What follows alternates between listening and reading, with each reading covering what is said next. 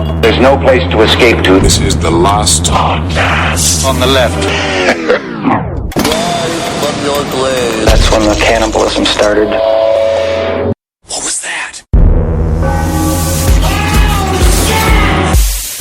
You ready to do this? I'm ready. Yeah, I'm excited about it. Oh, what a beautiful morning. Oh, what a beautiful day. I've got a beautiful feeling. Everything's going. Wait a second, something's coming towards the window. It's a plane. Oh my God, we're starting this episode with that. All the goodwill from our first two episodes about 9/11 out the window. Welcome to the last podcast on the left, everybody. Episode 3 on 9/11. Today's episode, I know Henry Zabrowski has been looking forward to it. Marcus Parks has been looking forward to it. I, Ben Kissel, have my nerd alert ready to go.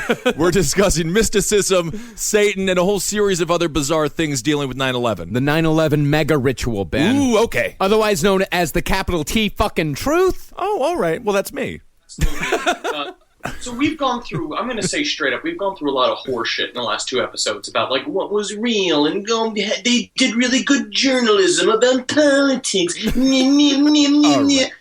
What we're going to talk about today is the absolute truth about the event, the mega ritual known as 9/11 to us, and known as the celebration of the opening of the mouths to heaven, in occurrence to the teachings of Aleister Crowley. That's the long title. That's the prog rock title. Dogmeat did a lot of research about episodes 1 and 2, and then Dogmeat, Too Real, myself, went and we read a book called The Most Dangerous Book in the World, 9/11 is Match Ritual. And I got to say, it is a bit difficult. Right. And we're going to go through that. But first of all, what I'd like to do, so we are releasing this purposefully today on September 11th in accordance to the ritual. Right, Marcus? Yeah, absolutely. After the 9/11 episodes, can we stop calling you dog meat? I can't deal with it, Too Real. That's like saying Marcus's last name, it was in Parks, all right? Or in real life, Shifty Spaghetti.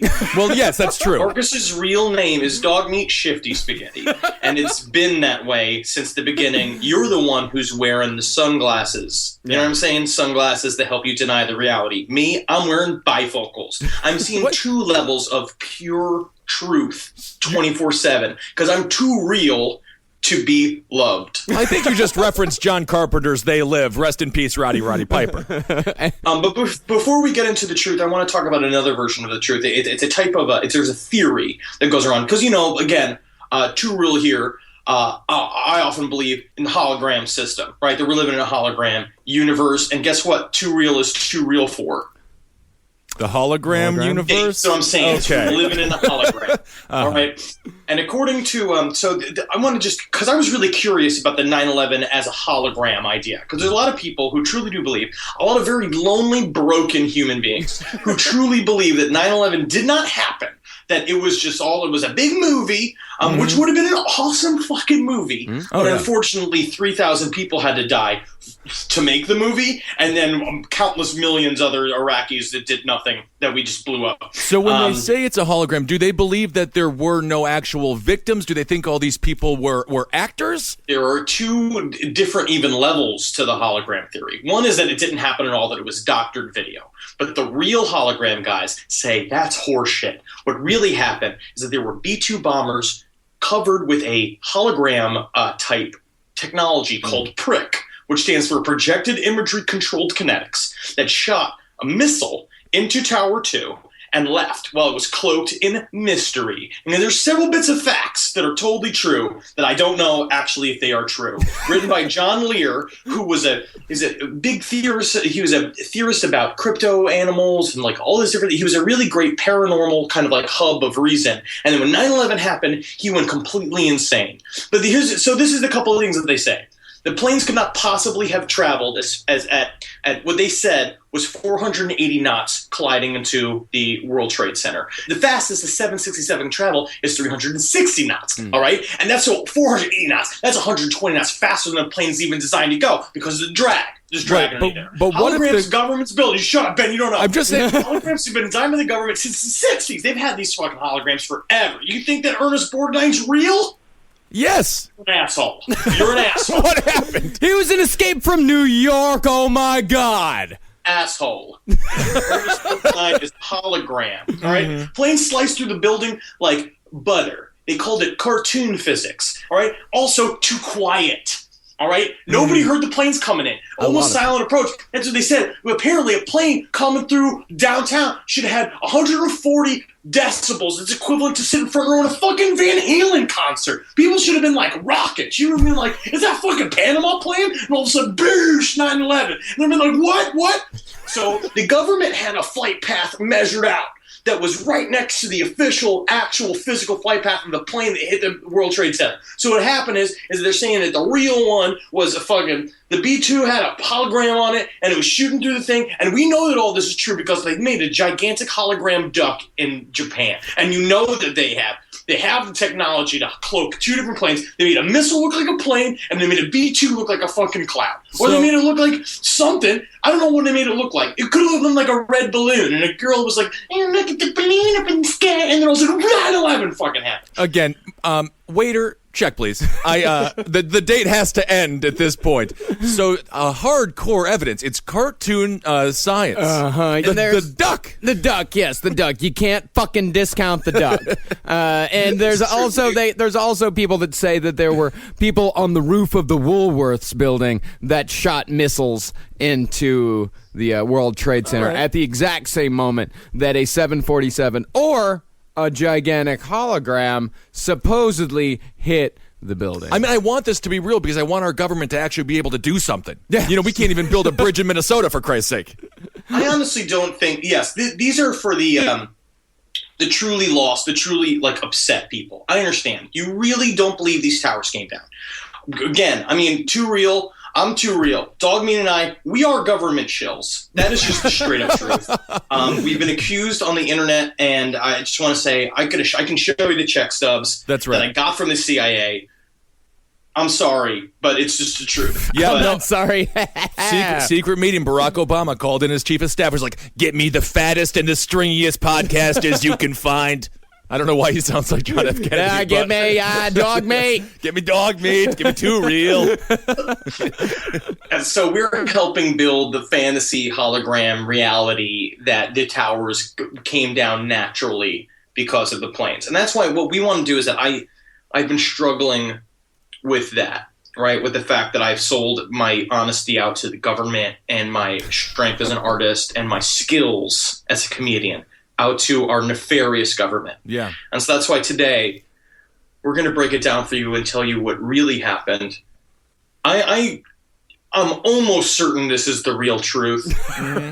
You would know.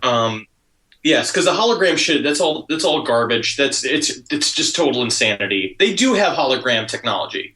They do. Yeah, Tupac is performing a live concert right now somewhere. Absolutely. Be a hologram. Tupac fucking moonwalked into the World Trade Center and the whole thing blew up. I would know it's a hologram. They have the Tupac hologram. That's it. There's a Tupac hologram and a large duck hologram. So 9/11 was a hologram. It's okay. Today's research comes primarily from the most dangerous book in the world, 9/11 as Mass Ritual by S.K. Bain. Ooh, good name. Stephen King Bain. Former art director of The Weekly Standard. Okay. Now, thanks to listener Claude Wilson right up top for letting us know about this book. And if you'd like to know more about the most dangerous book in the world, it is available on Amazon. I would, if you're really interested in esoteric stuff, it's a very difficult book to read. But the guy's a super fun writer, and I would actually recommend picking it up Can I if just you like say stuff though, like this. if it was the most dangerous book in the world, couldn't you not Google it? Like Google search it and find it and then get it in the mail? It's very easy to find. Okay. Because so this is where you're wrong again. It was self-published, and what we know about self-published works, all right, they are too real for our government. Right. I will say what I do like about Bain is that immediately, like when the way the book opens, is this book represents a collaborative effort with dozens of contributors whom I've never met or corresponded with, countless bloggers and independent researchers who, again, if you're an independent researcher, means that you're too inside. Like most of these captivated by the attacks of September 11, 2001, could only grope blindly in the dark and feel a small part of the humongous beast, not realizing its true dimensions or its true nature. Lastly, I would like to express my deepest regrets to Nermal, the forever kitten, who didn't survive the writing process due to a massive failure of patience on the part of the author late one night. PETA notice, animals were harmed during the production of this work.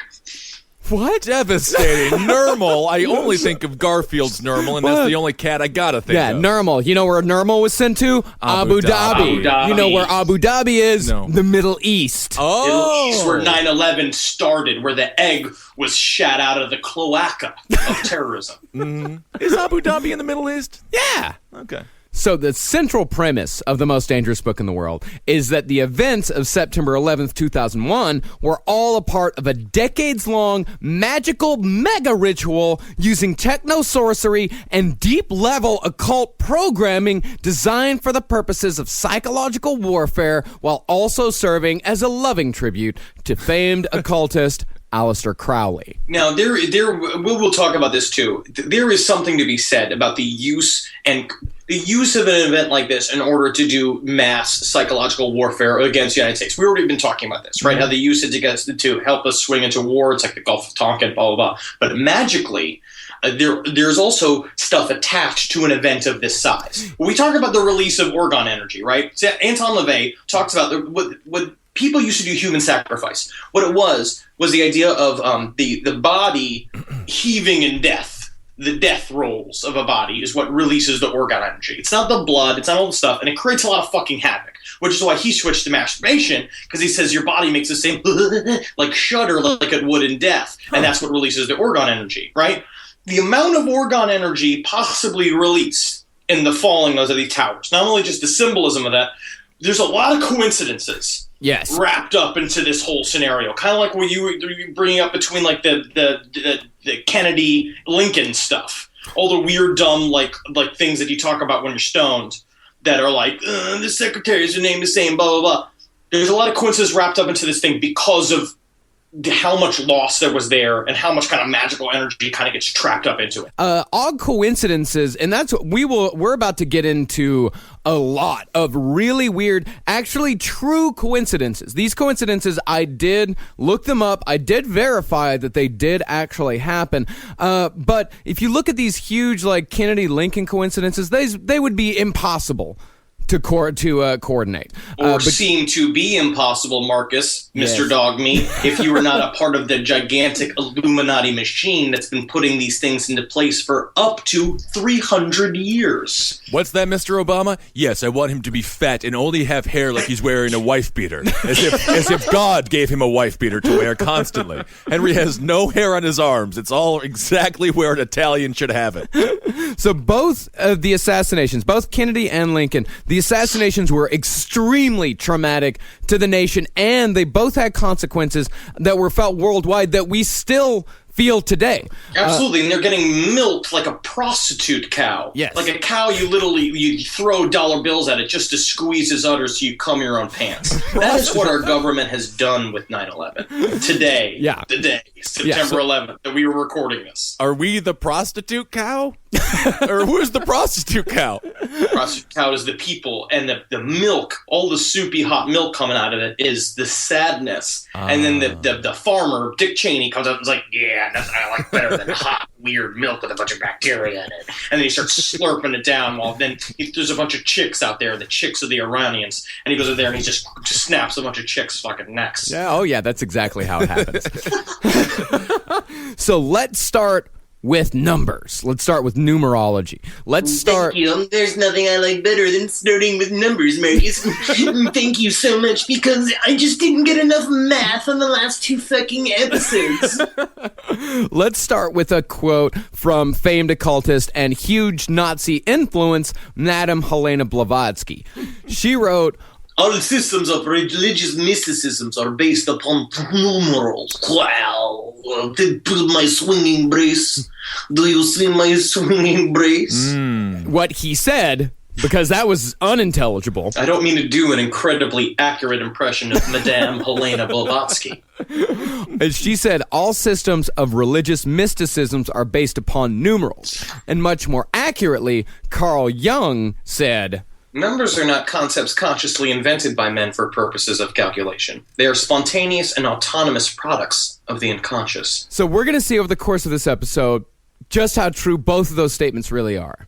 So besides the obvious imagery of the Twin Towers appearing as two large number ones in the sky, gigantic number ones, if you'll remember, the first plane to hit was American Airlines Flight 11, or AA-11. Now, you're saying the number 11 has a lot of psychic resonance, according to Crowley and to everybody. But there's two opposite ones, where one is that, that the 11 is the most evil number of all time, and then Crowley believes that the number 11 is the number of all magic. So William Wynne Westcott, co-founder of the Golden Dawn and supreme magus of the Societas Rosicruciana in America, said about the number 11...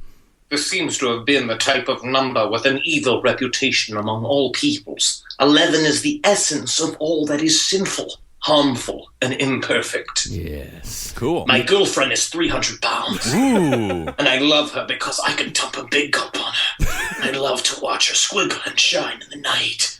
Oh, I seem to have left my symbolic dagger in my Dodge Dart. Excuse me. So the other founder of the Golden Dawn was the man who regarded the number 11 highest among all, Aleister Crowley. Crowley said, The number of magic itself, and therefore suitable to all types of operation. This sacred number is par excellence of the new aeon. My number is 11, as all their numbers who are of us. Now bring that cock closer to me. I am tired of standing. Aleister did get a lot of cock. But why 11? Is it just arbitrarily chosen? My understanding is that it is I'm not really sure about numerology, but it seems like it's the idea of the kind of when they talk about archetypes, when Jungian archetypes, and the idea of ideas that have gone back since the beginning of existence, that these numbers have always meant certain things, that they existed as concepts outside of the numbers for a long time, and we created the concept of numbers on top of them in order to sort of collect the symbolism to use them towards ritual and to use them towards our daily life. And so the idea is that these energies always were out there. We just put a name to them. And that the one, because it's about number one is the most powerful, unified, it's a thing about clarity and subtlety. And then there's a symbolism about having one and one next to each other, about the idea of two complete purposes next to each other and how that becomes confusing and intense. And basically it's being too real to be magic. The number 11 has been considered evil all the way back to Jewish mysticism, to Kabbalist thought. And as Carl Jung said, all of these numbers, they are a collective unconsciousness type of thing. Is that, yes, they are, there is a numerological counting, 1, 2, 3, 4, 5 aspect to them, but there is also a collective unconscious, shared knowledge about these numbers, and that you can have two different cultures that operate separate from each other, but both of them see the number 11 in their mystic rituals or their mystic beliefs as evil, both at the same time. Okay. My question, though, is do you think that this is going to work across universes in our multiverse, Marcus? Well, the multiverse, if you start getting into M theory... Exactly, and we start talking about, anthropic principle, talking about black dark matter. We've got a nerd alert. We've got a nerd alert. Well, Henry, if you talk about the infinite universes theories, that there are some universes in which it does cross over, but other universes in which it does not. Some people use hamburgers to count. That's the only way you should teach a child to count. Back to 9/11. We now have 3 sets of 11s. The towers, the flight, and the date. And that's another thing about ritual or about numerology and pairing and all that and numbers is that 3 is the highest level of numerological magic that you can have. Like 777, 666. For example. Hail Satan. Hail Satan. That's a good one. That's a cool one. Yeah, the 3 11s is a bad one because it's 3 11s and they're all bad. And the idea, again, remember, the concept here is that this was put in place by an Illuminati-type organization that has been around since 1776. That 9/11 is an end game from the beginning of America. So remember that. This is not, we could make this podcast today's episode, we could make this episode 240 years long if we wanted to. All right. So when these three sets of 11 came together, the 9/11 mega ritual began, and the repeated use of the number 11 declared to all those in the know the true nature of this event. Now, physically... Because that's also very important. Yes. Because there's both, right? The idea is that it is a secret ritual, and it is a thing that is used to hypnotize America and also create this idea of... Because we're going to find out is that Aleister Crowley did believe in the New World Order. Like, specifically, he said, the ideal society is the strong over the weak, the maintenance of a patriarchal aristocracy ruling over a slave state, and the Darwinian killing of the unfit. And so his idea was this: the secret ritual is supposed to secretly make the New World Order possibly happen, but also supposed to be highly obvious, so that there's something in the dissonance between the trickery and the trick being right in front of you that's supposed to make you go, that makes you want to like read the TV guide about Will and Grace every day and just be so excited that there's a new Zac Efron fucking DJ movie coming. I am excited. So, I just want to clear up, we're the prostitute cow. Is that correct? Dick Cheney's the farmer. Okay. Iranians are the chicks, all right? The Syrians are just one old dog out on a field tied to a post. It's just I wish somebody come and pet me. And then Dick Cheney's like, we're going to come and pet you, don't worry. But he's got a fucking bazooka in his hand. And he's like, is that a brush? And he's like, yeah, it's a brush, dog. Don't even think about it. It's a part of the fucking mega ritual. Shoots the fucking missile. Dog just 9/11-2 happens. Right, shockingly accurate. Yeah. Yeah, it really was. So physically, the Twin Towers, besides being gigantic 11s, also resembled the Pillars of Hermes, which themselves memorialized the destruction of Atlantis, another once great civilization that was laid low by disaster. Also possibly occupied, if we remember, space Jews, Martians that were ultra white, 7 feet tall people, the Lemurians. We haven't even brought them into this fucking Marcus. Also, Atlantis had nuclear power in the year negative 25,000, and Aristotle was there, and so was the guys from Quantum Leap. Scott Bakula he has been around also for close to 45,000 years. That makes sense to me. So remember, they resembled the Pillars of Hermes. Hermes was known as the god of trade and commerce and was the patron of roads and boundaries, making the Twin Towers not only sacrificial mega altars, they were also a symbolic boundary between our world and that of the dead. And in addition to that, Homer and Hesiod portrayed Hermes as the author of skilled or deceptive acts. And in the Iliad was said to be, quote, excellent in all the tricks. I am excellent at all the tricks. Oh, you thought you were going to work in your office today. No, you won't. Here it comes. 2 planes are come. Explode your boss. Explode your secretary. I, Hermes, king of the trickeries I am. So all of these things together, god of commerce, trickster god, all these sorts of things, it made Hermes a fitting psychopomp for the 9/11 mega ritual. Dogmeat, can you explain what psychopomp means? A psychopomp is a person or entity that guides people towards the afterlife, whether it be to heaven, but most likely to hell. Ooh, good fake answer. That is a real answer. It's got to be a real answer. That's exactly what a psychopomp is. Psychopomp is, I just imagine Jeffrey Dahmer with like a Peter Pan hat on with a big like feathers sticking on the side of it. Him just going like, while like sucking dicks, like this big severed cock. Yeah, clicking his heels everywhere he goes. It's a hell of a name. I'm going to say that. I'd love to be a psychopomp. Oh, you're a psychopomp because we're shills, Marcus. That's right. Forget I am. This whole point is this whole podcast, all 199 episodes of it, has been about fooling people into selling the government's word. You know this. You know this. Stop lying. What's that, Mr. Obama? Yes, send me a agent that has a faded Sandman tattoo, please. That would be great. Mr. Marcus Parks? Yes, he's the only one. So let's go from the number 11, Hermes, all that sort, to the number 175. Now, this is when it gets really, really interesting. The next plane to hit the towers was United 175. Now, concerning the number 175, Crowley said, "There are three main methods of invoking any deity. The first method consists of devotion to the deity. A perfect construction exists in Liber 175. Now bring that engorged, flaccid horde you've got there, because my mouth is empty and I have run out of chewing gum."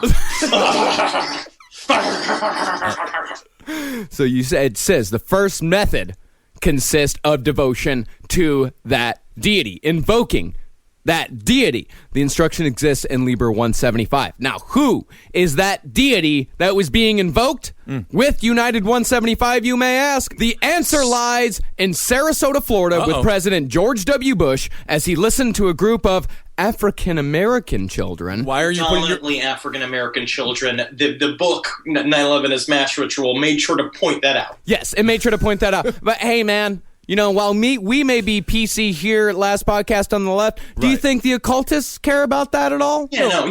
Last Podcast on the Left is way down with the women's lib movement. We like seeing. I'm glad that women can vote. We're glad the blacks can vote. Yeah. But let me run down real quick. So this is to sort of make sense of the ritual, right? So the idea is you have a flight with the number 11 on it, which makes the 9/11 trifecta. Hit one tower, right? Which knocks one side of the pillar down between the two pillars, right? Flight 175 knocks the other pillar down, right? The pillars of Hermes were supposed to also stand about. The idea is that they were guarding what is in between the gap, which is the mouth between the land of the living and the dead. So the idea is that you're collapsing the gate between that's the symbology. So the gate was actually as important as the gap between the towers. You're crashing it down in order to bring a flood of orgone energy into our reality in order to harness it to both fool America, to believe in the New World Order, and also give us the ability to go into a forever war against terrorism forever in order to also, again, fund the New World Order. Yes. Got that? All I know is at this point, we're the prostitute cop. I'm fully on board with that. So, yes, not only, as Henry says, the pillars of Hermes, they were being taken down, releasing that orgone energy, but it wasn't just it in New York City that this ritual was being performed. Of course, the deity needed to be invoked. Who was charged with invoking that deity? That would be George W. Bush in Sarasota, Florida, being read the infamous story, The Pet Goat. Whoa. Yes. Now remember, Crowley said a perfect instruction exists in Liber 175.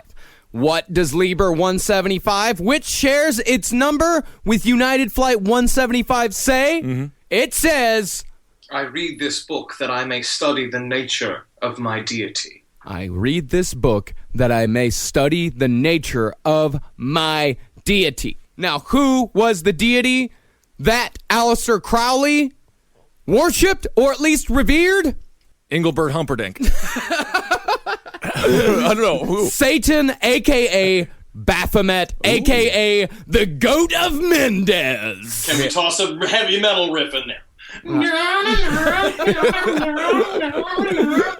Now, Baphomet is a goat-headed deity with both male and female characteristics who has Mercury's caduceus as its phallic symbol. The caduceus is, the little doctor thing with that swirls around, has the snakes on it? Yeah. Yeah, it has that as its phallic symbol. And by the way, Mercury is a Roman version of Hermes. Boom, boom, boom. Also, but again, this is where Stephen King Bane really fucks up the idea. Baphomet is, again, we are step aside away from the truth for a second and talk about something that's actually real, is that Baphomet is not an evil entity. It's about unity. It's about the male and the female, blah, blah, blah. And these fuckers always take it and try to use it and say it's evil because it looks badass. It's got hooves. It has hooves. It's got horns. It's got the goat head. It's got everything that we've been taught over the last 2,000 years. We've been taught should be evil. Well, Jesus wore sandals. And this thing's got hooves. So once again, let's get back to the truth. Once again, Crowley said in Liber 175, I read this book that I may study the nature of my deity. The book that was being read as United 175 crashed into the South Tower was the Pet Goat. Now, while it may appear to the layman that the story is an innocent children's tale about a girl, a goat, and her father, closer inspection reveals that the story is actually an allegory for the acceptance of the Luciferian doctrine. So you gotta check yourself before you fucking wreck yourself. Because no children's book is about the fucking... It's not about saying goodnight to the moon. No. It's not about giving a mouse a cookie. It's always about the Luciferian doctrine. What about the Bernstein Bears? No, that is about how we're living in an alternative universe, and there something happened in 1989 that made the Indigo Children super important for some reason. And the Jews. Amelia Bedelia? I'm gonna let it sit. Let's let it sit. Amelia Bedelia was a very good children's book as well. That taught me how to clean my room and things like that. Of course. So we're gonna go ahead and read The Pet Goat, because I doubt any of you have ever actually heard The Pet Goat. It's a very short story. Yeah. It's very short. But we're gonna read it. Here we go. The Pet Goat, Part 1. A girl got a pet goat. She liked to go running with her pet goat. She played with her pet goat in her house. She played with her pet goat in her fucking yard. The goat did some things that made the girl's dad really mad. The goat ate things. He ate cans and he ate canes. He ate pans and he ate pains. He even ate capes and caps. One day her dad said, "That goat must go. He eats too many things." The girl said, "Dad, if you let the goat stay with us, I will see that he stops eating all those things." Her dad said, "We will try it." So the goat stayed, and the girl made him stop eating cans and canes and caps and capes. Because there's many caps and capes around this house. It's just that Many type of caps household. and capes. They have a graduation ceremony garb warehouse right attached to that. Yeah, they must. But one day, a car robber came to the girl's house. "Ooh, a black man," she said. He saw a big red car near the house and said, "I will steal that car." He ran to the car and started to open the door. The girl and the goat were playing in the backyard. They did not see the car robber. And now, the thrilling conclusion to The Pet Goat. The Pet Goat Part 2.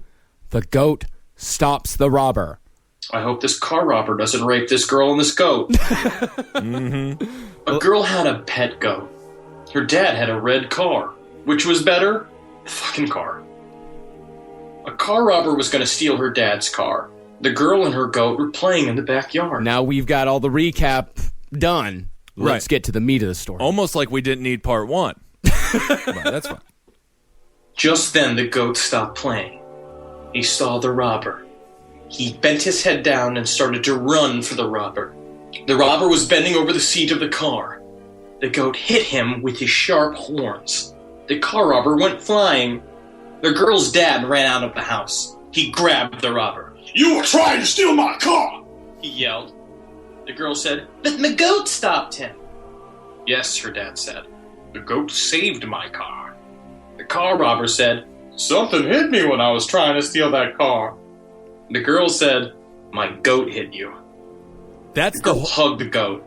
Her dad said, "That goat can stay with us, and he can eat all the cans and canes and caps and capes he wants." The girl smiled. Her goat smiled. Her dad smiled. But the car robber did not smile. He said, "I am sore." Now you'll notice that the father, who starts off critical of the goat and its practices, Right. eventually comes to not only accept the goat's bad behavior, but actually encourages it after the goat saves the family car. In other words, the story The Pet Goat is a tacit endorsement of the Luciferian doctrine. Okay. I think you've now got your answer as to why Bush waited until the end of the story to leave.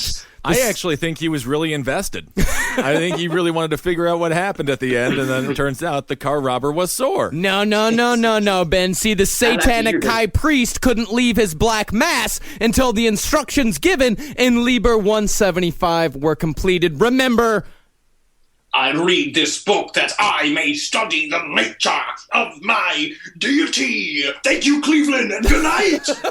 That's how he ended all press conferences. So let's stay in Sarasota for just a second here. Now, as we already know, Bush was reading the book in Sarasota, Florida. Perhaps not coincidentally, Sarasota was the summer home of what? The Ringling Brothers Circus. And had been since 1919. It had been settled by 7 Ringling Brothers who, once again, perhaps not coincidentally, all Freemasons. Fucking smoking gun. Also, you're going to remember... So the thing that Stephen King Bang likes to do is describe the terrorists going into the towers as the flying circus of death. That's what he calls it in terms of like the pageantry involved, blah, blah, blah. He has fun. So this is him saying that in 1968, the Ringling Brothers opened the Ringling Brothers and Barnum and Bailey Clown College in Sarasota, where Bush was reading the story, where CIA recruits were reportedly sent to learn sleight of hand. Interesting. So, direct quote from the most dangerous book in the world. Through inverted speech, illogical actions, mimicry of spirits and animals, and ludicrous acrobatic stunts, clowns perform functions attributed to tricksters such as Hermes and Satan in mythology, blurring boundaries, toying with social and sexual rules, and mixing the obscene with the sacred. They should have done some loop-de-loops then or something. Made it a little bit more exciting of an event. Well, the problem is that what nobody knows is that actually they said there was only 15 hijackers over 4 planes, blah, blah, blah. But actually there was over 90 hijackers in 4 planes. But the idea is that they were all just as clowns and they could really pack in there. So those doors in those planes could have just opened. Those terrorists would have just come spilling out. Yeah. Man, it's more terrifying than I could ever imagine, the idea that clowns did it. Now, Sarasota is also known as Terrorland, as is described by controversial author Daniel Hopsicker. Now, in Terrorland, that is where CIA agents actually, allegedly, trained the 9/11 hijackers. Sarasota is only 2 hours away from the Everglades, where another secret training facility is located. Could it possibly be, Benjamin, that Terrorland is affiliated with the Hand of Death? I'm going to say yes just to move on. Yes, it must be. There's no way that it's not. It's got to be. Henry, they're saying, Henry, that they said that we could go up in the plane ourselves. They said that we just get a knife and we could stab the flight attendants and then fly the plane to the World Trade Center. What do you think about that, Henry? Well, can I rape my retarded cousin in that plane? Well, you never know. There's a lot of room in there. Yeah, that's what nobody really knows, is that 9/11 was actually supposed to happen September 11th, 1983, but they put Henry Lee Lucas and Otis Toole in charge of it, and the whole thing just fell apart. Oh, isn't that facts? Look at that. Another solid last podcast on the left fact. Take that to your history teacher. I will say that to you. I'm going to say that today in class. If you can listen to this while you're in any form of class, tell your teacher that it should have happened in 1983, piloted by Henry Lee Lucas, and say that is truth. And then watch how fast you get kicked out of class and know that for a fact that they are a part of the fucking system, man. Yeah, because that's definitely true. If you ever get any sort of pushback whatsoever for your conspiracy theories, that means that you're telling the truth. And there's a war on Christians. So let's go now to the number 77, Flight 77. Now, besides the fact that Flight 77 struck the Pentagon, which sits on the 77th meridian, is 77 feet tall, and has 7 floors, 77 brings us right back to Aleister Crowley. Now, Crowley's book 77, originally entitled The Book of the Goat, holds the most important phrase in thelemic thought, and thelema, of course, was Crowley's, what would you call it, system of magic? Would that be the right term for it, Henry? That was his religion. Yeah, his religion, yeah. Okay. And this what is in Book 77 is what could be considered to be the general attitude of those who perpetrated the entire mega ritual. Do what thou wilt is the whole of the law.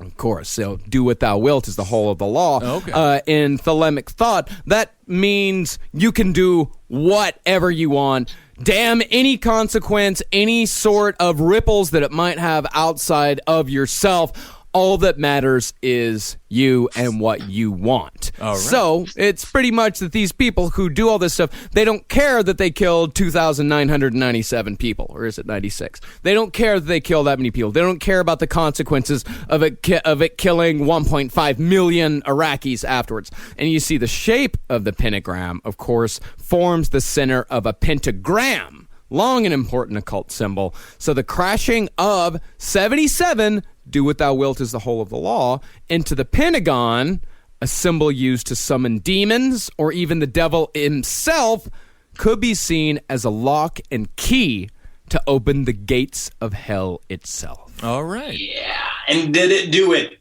dog meat? You better fucking bet. You better bet all your dog treats that it did. Wow, dog meat's Dog bet. meat.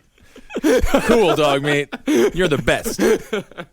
So now let's get to Flight 93. Now, the number 93 is very important in Crowley's Thelemic order. Now, once again, the phrase, do as thou wilt is the whole of the law, comes back, as well as the phrase, love is the law, love under will.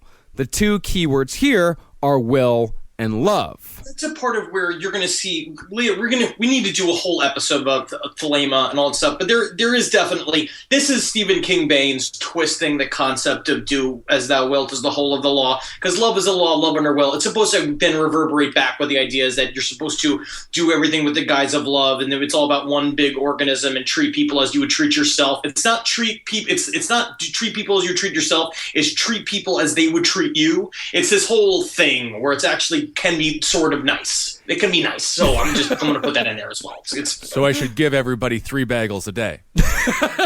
Is that right? And a half pound of low-fat scallion cream cheese because I'm on a diet. Well, the Thelemic philosophy, it's like a lot of these. It's a very optimistic philosophy because if you treat everyone how they would treat you, if we all follow this, then we will all treat each other fantastically. So I should just go around. Again, it's a lot about ass sex. Yeah, There's a lot of butt sex. Yeah. Yeah, that utopia is all power bottoming. Oh. Yeah. Yeah, my brother's a power bottom. He taught me all about it over some margaritas a couple of Christmases ago. Yeah, Merry Christmas. It's just another Kissel Christmas. Just another Kissel Christmas. Can't forget it. Put a towel down. It's almost Christmas time at Kissel's house. Yep. Time to get your power bottom on. So the words will and love in Greek are thelema and agape. Now, the numerical value of these numbers, if we use the Greek practice of isopsethi, adds up to 93. 93 is also the standard greeting of Crowleyites, making the crashing of 93 a big hey, how are ya to all the followers of Thelema out there. Hey, everybody, hey. How are you? Hey, is everybody having a good time? Hey, why is everybody screaming? Why is everybody yelling? I'm just trying to say hey.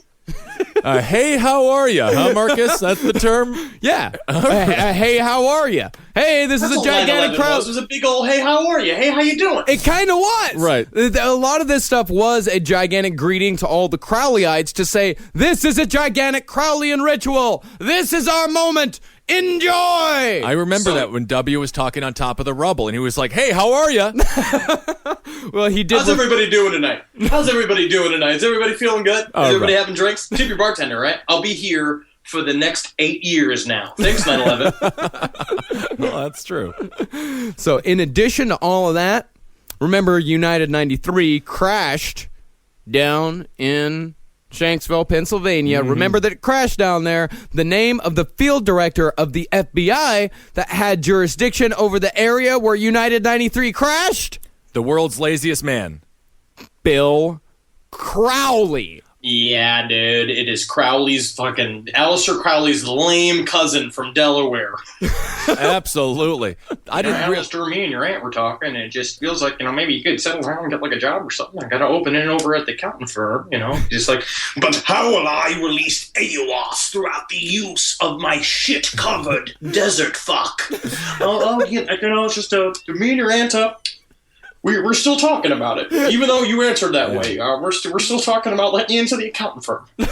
What a job this guy has. He's FBI director in charge of the fields in Shanksville? No, Pittsburgh. He was out of Pittsburgh, Pennsylvania, but the field was in his jurisdiction. I see. Yeah, they didn't just have there's an FBI directors for fields. Hey, man, nepotism. I have no idea. They're putting stupid people everywhere. Of all the fields in America, why does it have to happen in my favorite field? Oh, my God. Also, what's really interesting that Stephen King Bain points out is that Shanksville is also what you could have been called because the terrorists attacked the flight attendants and pilots with shivs, shanks, or box cutters, shanks in prison term, as he said. Mm-hmm. That he literally said in the book that you could view that the inside of the planes was sort of like Shanksville because of how many times people were getting shanked in there. So that was a joke?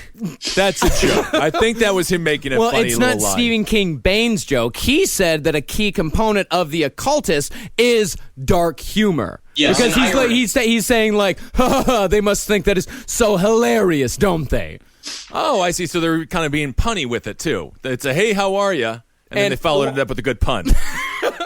You know what is really interesting too, but it's the way he paints the Illuminati is how I imagine it. It's a lot of like hearty, evil chuckling while you're sitting like drinking snifters of sherry, like in a weird old British house, going like, would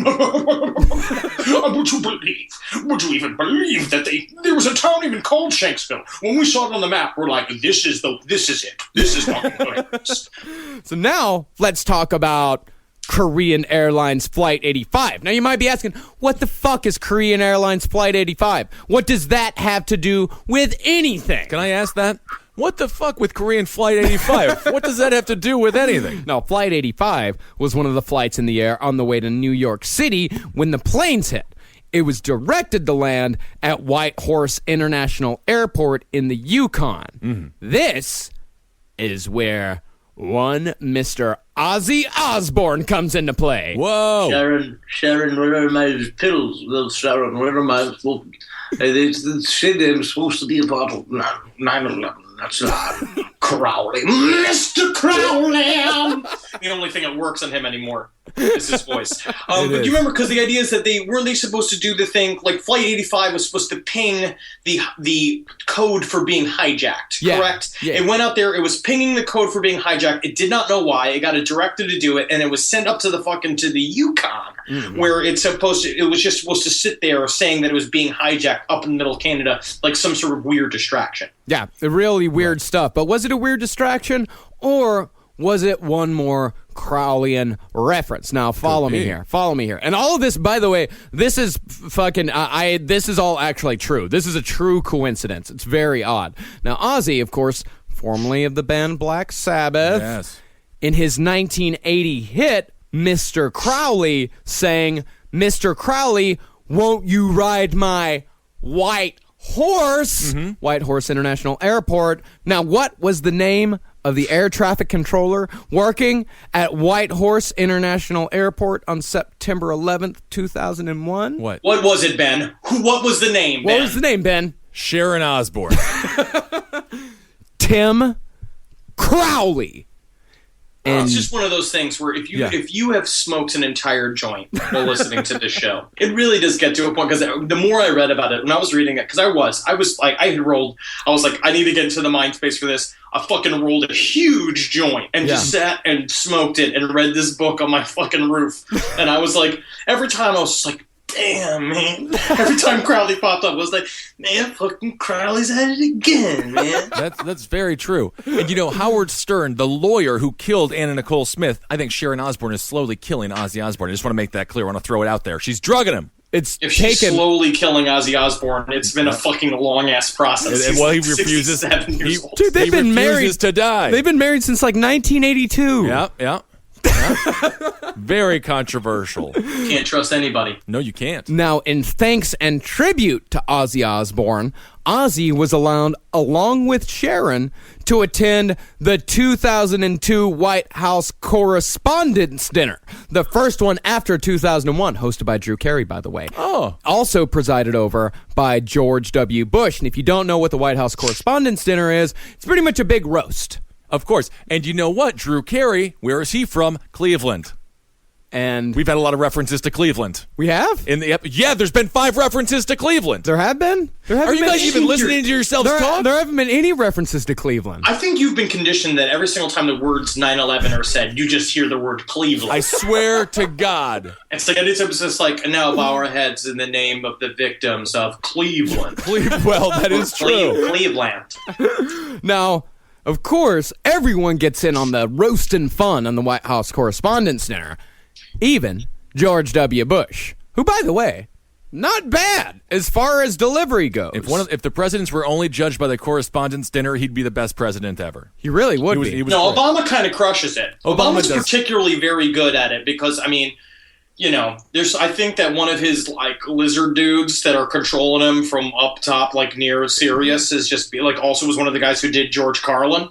Oh, So I see. it's just like he's just really good. He's like, I've got the timing down. I'm making this nefarious puppet of ours quite charming and hilarious.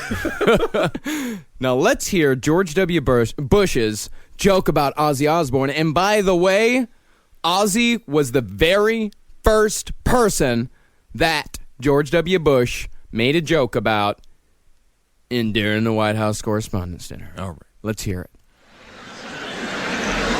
Thing about Ozzy is he's made a lot of big hit recordings. Party with the Animals, Sabbath, Bloody Sabbath, Facing Hell, Black Skies, and Bloodbath in Paradise. Jesus Christ. Ozzy, Mom loves your stuff. Oh, my goodness. And then Ozzy starts kissing at George W. Bush. He starts kissing him. Right. He starts doing the worship sign. We're not worthy. We're not worthy. And then he bites the head off a bat and he drains the blood into Dick Cheney's mouth. They didn't show that on C-SPAN. Yeah, no, it's C-SPAN. They can't. They gotta No, Turn that was away. in the green room. Right. So Korean Airlines Flight 85 also relates to something called the opening of the mouth ceremony, which involves the number 85, the Hebrew word peh, and mummies, but that one's just a little bit too complicated. Okay. So we're not going to Yeah, it's about the idea of they would sit around with a mummy and literally open its mouth back and forth and be like, don't you see I'm alive, and then the other guy was like, seriously fucking creeper, you're fucking really creeping me out when you do this shit with the mummy mouth, bro.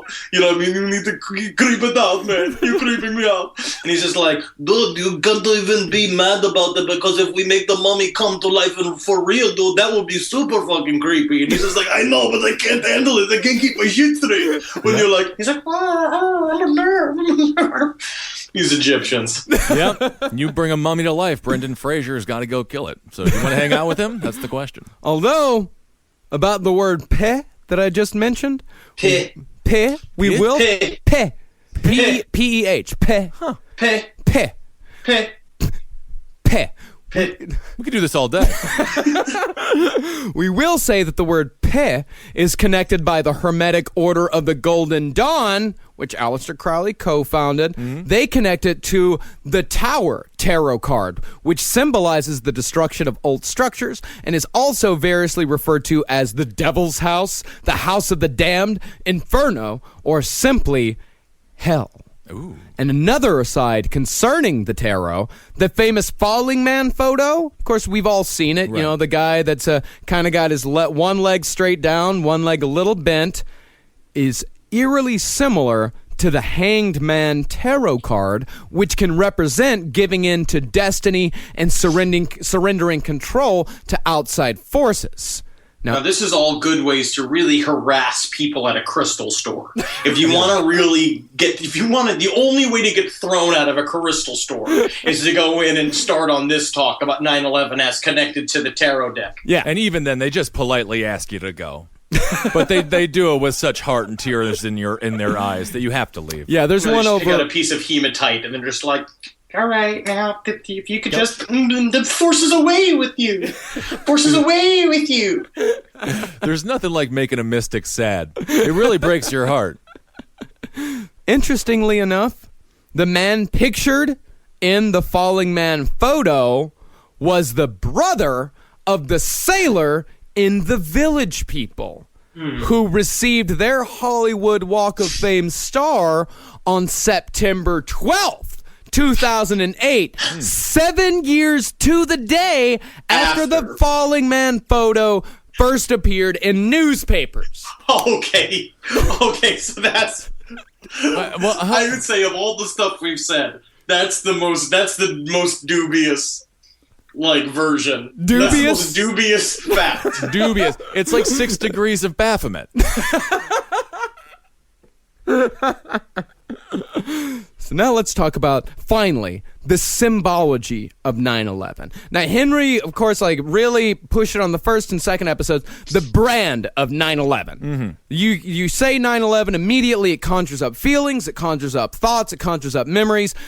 The brand of 9/11 itself has become synonymous with terror. But for the 30 years prior to 9/11, here in America, 911 had been the universal code for help is on the way. Call 911. Right. We have something bad happen. Call 911. Someone's going to come to save us. Or at least there is the illusion of someone coming to save us.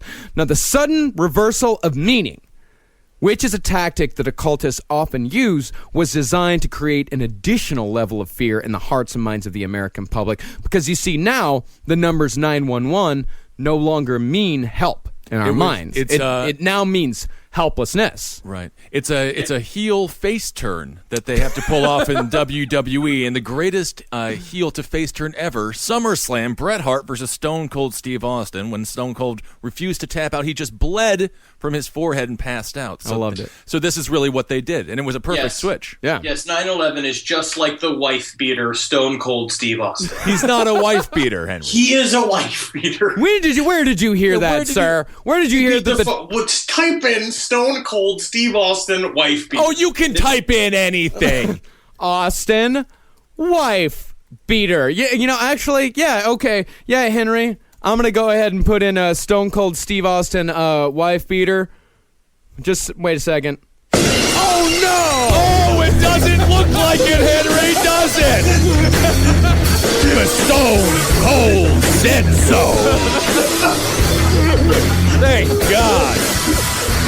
Would a man who comes out to music like that beat his wife? Yes. Oh. Would the Texas rattlesnake beat his wife? Yes. The constant especially somebody called the Texas rattlesnake. All right, well, let's... especially beats his wife. Okay, we don't need to defame Mr. Stone Cold. So Aleister Crowley, he considered the number 9 to be the most evil number that there is. It means the earth under evil influences. Now, combined with the number 11, which we mentioned earlier, that Crowley considered the most powerful number in magic with a K, itself, 9/11 could be seen to mean the most evil and powerful magic that there is. So every time we say or hear the phrase 9/11, we are unwittingly participating in the gigantic occult mega ritual, repeating the phrase evil magic in numerological form over and over again, continuing to feed the power of the mega ritual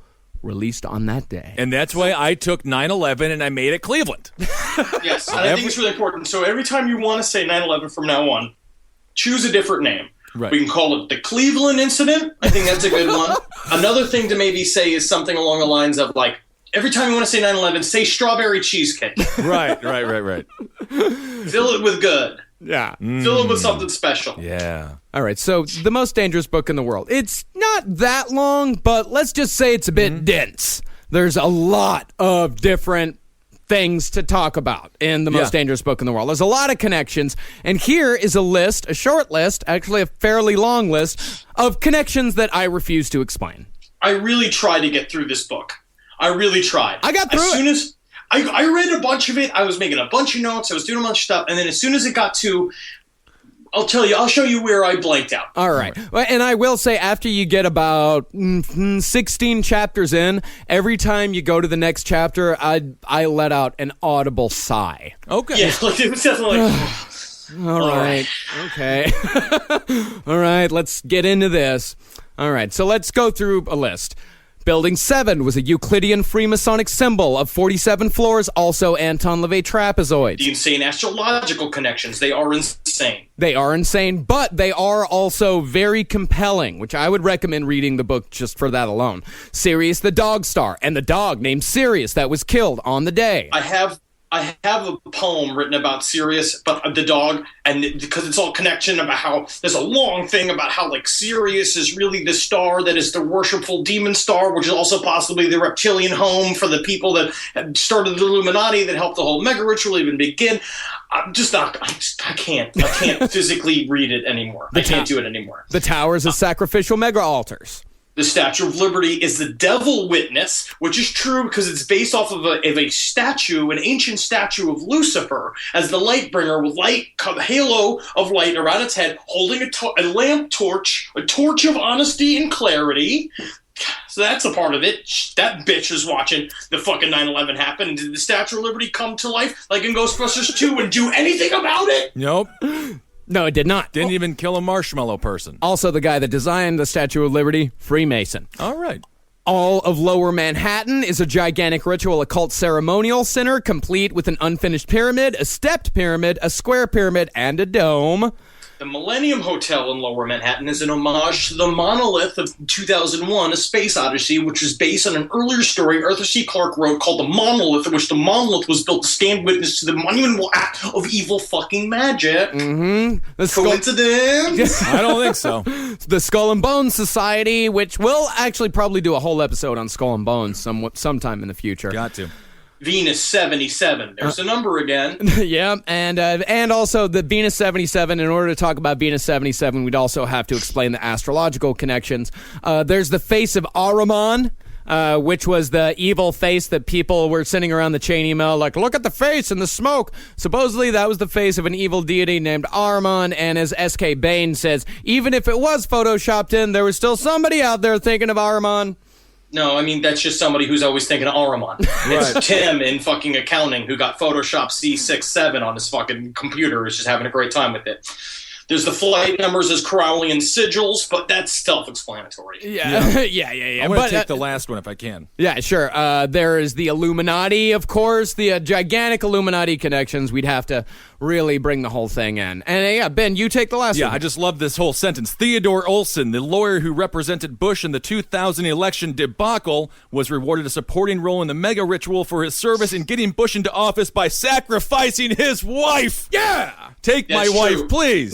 Because his wife was one, I forgot which of the flights that she was on. She was on 77. Because yes. she was a Washington. She was going out to California to be a guest on Politically Incorrect with Bill Maher. So Theodore Olson lost his wife. Yeah, and then also this is what they say and about also it was his birthday. Oh, what a day. September 11th was his birthday, and he used it. They used it for magic juice. Yeah, but some people say that Barbara Olson, his wife, some say that Barbara actually never died, that she would, because Barbara was the one that called Theodore. She's the reason why we know that they have box cutters, right?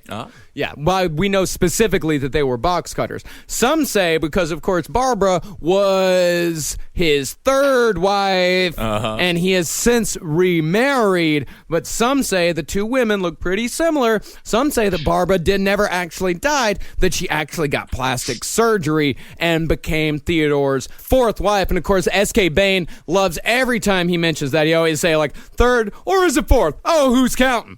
I'll put it this way. This is the conversation that you get into if you hang out at a convenience store with the clerk until like 7 in the morning. Like if you've been hanging out with a convenience store clerk for 48 hours while he's on a fucking work bender, Yep. this is where your conversation will always end up. Now, I'll tell you this. I have hung out at convenience stores before with convenience store workers. It's just all about their divorce. Oh, that's too bad. It's always about their divorce, how much they love their kids, but they ain't seen them in a long time. But, I love them kids. I do everything for them, but I ain't seen them for a long time. You ask them what they've been doing, it's like, I've been drunk.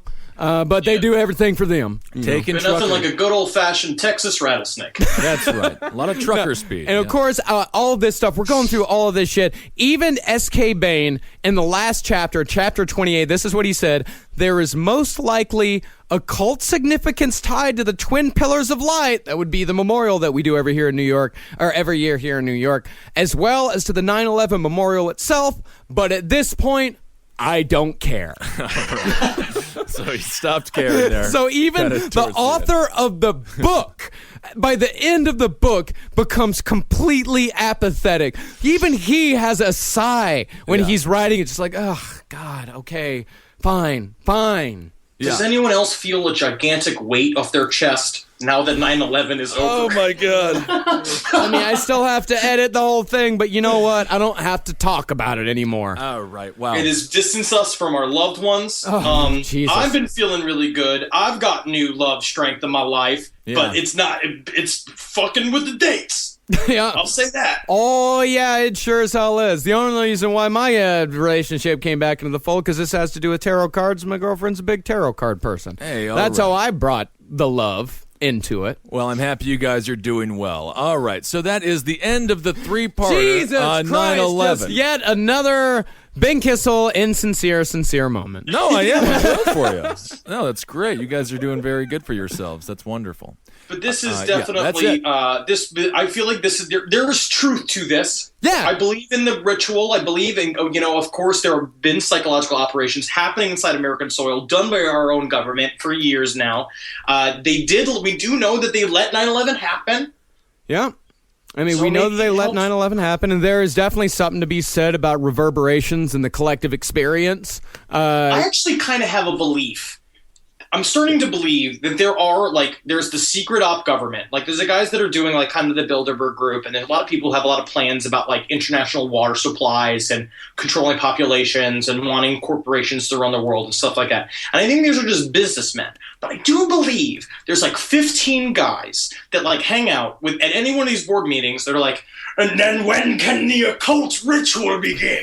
And they always have to be like, okay, we're happy that you're here, Mr. Darkstorm, and we're happy for your billions of dollars, but we're actually not doing that. And so what they have to do is, like, every once in a while be like, okay, Darkstorm's coming to the breakfast meeting, so just put out a couple of black candles. Just tell them, you got that goat mask from last week, right? And get that naked girl in here and have her stand over there, okay? Because he just will not shut up until we start burning some incense. Yeah.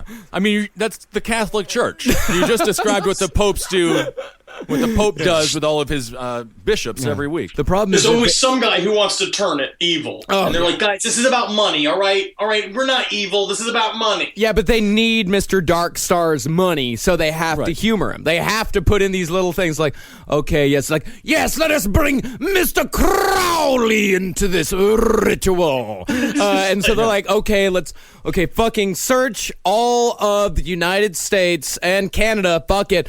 Try to find an air traffic controller named Crowley. There's got to be one. There has to be one. And some fucking congressional intern finds Tim Crowley at Whitehorse International Airport. And they're like, okay, Mr. Darkstar, we landed a plane there. Are you fucking happy now? And they just change the name of the numbers of the flights. You know what I mean? They just go in and they, like, control, delete, and they just go and just be like, all right, now it's fucking 93 and 175, so we're going to do it. And he's just, like, all right, clicking his fingers together, being like, yes, most evil. So Mr. Darkstar did it, whoever the hell that is. And we're all prostitute cows. Reggie Darkstar. Amazing. At least the prostitute cows are getting milked. That's the rest true. of the cows are getting their throat slit and turned into delicious steaks for the men at the large table in charge. Love a good meatball. Thank you guys so much for listening to this three-parter. Yeah, thanks It's been an amazing roller coaster ride of emotions and things like that. A journey. That's how I would describe it, man. All right. I'm tired. Yeah, I'm exhausted. Yeah. All right. You can find Marcus on Twitter at Marcus Parks. You can find Henry on Twitter at Henry Loves You. You can find Lost Podcast on the left on Twitter at LP on the left. You can find me on Twitter at Ben Kissel. Another thing to remember, so we're ramping up towards our fucking celebration of Halloween. I can't fucking wait. The devil's time has come. And what we're going to do this October, what we've talked about, is we want to get you guys more involved in the show. And so what we'd like to do is try to get some user submissions of some creepypasta that you guys have written. Keep it fucking short. Keep it short. Way short. Please keep it short. And also start gearing up. We want to record people telling their real life scary stories. If you've got a ghost story, or you've got a close call to being killed, or you've got a good, juicy, scary, appropriate story, please tell us about it. Submit it. We'd love to record you and have you on the show. That would be amazing. We did this last year, and it turned out to be amazing. We had some phenomenal stories, and I'm sure we'll get some even better stories this year. Yeah, absolutely. And go to cavecomedyradio.com/merch to get your Last Podcast on the Left t-shirt. And to everybody who's been waiting a little while for their t-shirts, we had a bit of a hiccup at the t-shirt factory, but they're coming in today, Friday, September 11th, and they'll be in the mail by Monday. So you'll be getting them very soon. The t-shirt factory is right next to a chocolate factory, and the chocolate factory exploded.